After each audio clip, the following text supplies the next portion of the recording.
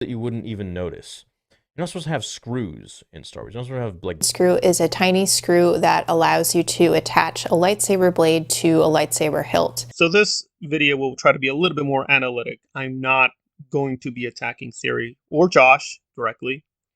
I am just going to try to summarize analytically what happened and concentrate mainly on the quote screws and bricks controversy. Very quickly, we will get to the small controversial clip where he denied screws and bricks are in Star Wars. We're then going to listen to a little bit part of this big stream he did with Josh, where he makes a major concession. We're going to keep it positive, but then we are going to get negative because I think they're being a little stubborn. But first, we begin with the sabers and screws controversy. that you wouldn't even notice. You're not supposed to have screws in Star Wars. You're not supposed to have like brick. Do your lightsabers have screws in them? Do lightsabers have screws in them? Nope, screws don't belong in Star Wars. Neither do bricks. There's some screw shape in some of them. Like it looks almost like a Phillips head on some of the things, but I've always thought that that's actually not a screw and that's like a design thing. There are screws on lightsaber hilts, like Luke's, for example, but that's a Graflex handle, like without the parts. So, yes, it does. So good on him. He basically does concede he's wrong. He doesn't say he's wrong, but he's like, okay, yeah, I mean, yes, the sabers do have screws. But I guess it's an open question. Were those screws really screws? Was that something that's cosmetic to the sabers? Is that vital to the construction of the sabers? I mean, we could go back and forth. But again, fictive or real, screws are in Star Wars. And the bricks are also in Star Wars, as people pointed out in the original video I did. And if you're just a really hardcore fan, you're going to notice that, yes, on Yavin in the first film, there are bricks. There are also bricks in The Phantom Menace. There are even ducks in The Phantom Menace. They talk about ducks in The Phantom Menace. And we can find instances of bricks all over the place in the trilogies and in the shows. Maintaining this brick stance makes no sense either. But he did say about a third thing about guns. And I'll be completely honest, I thought I was actually going to make a video where I had to be conceding at least part of the argument there. But no, some people have done their homework and they're like, no, we do see regular guns in Star Wars, and it turns, I guess, on this controversy of modification. Did they change the guns enough to be not like our guns? But again, I went through quite a few videos, and it seems like even if there is quote modification, it's really, really small. It's like almost no modification. But some people maintain there is zero modification.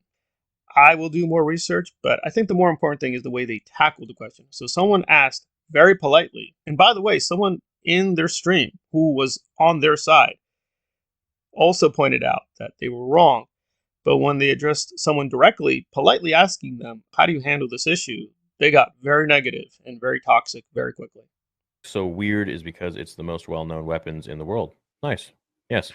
Yeah, I Well, just I like would I imagine get they the use real spirit of guns. what this person is saying, but like you're talking about guns from like the fucking 40s. You know what I mean? Like this to say that they've always used real guns is to deny that George and the designers specifically altered these guns and things to make it look like a different world. If they were just using real guns, they would just have real guns. It would be a gangster movie with fucking Tommy guns and shit. Like I understand the like nature of saying that technically speaking, some of the designs of the blasters were actually modeled off real guns. But this fucking bullshit, dude, where they come in and they're like, "Did you actually know that you're completely wrong about the shit you say?" It's like, "No, I didn't." Holy shit. Yeah, I've gotten to the point where if you guys notice, I read stuff like this and I'm just like, oh yeah, cool. Yeah. Like, I don't give it energy anymore. I'm tired. I Guess they're don't wanna just do it anymore. guns, dude. I must have missed all the bullets and the brass and the fucking yeah, man. It's crazy shit. You're right. Can't spend energy on it anymore.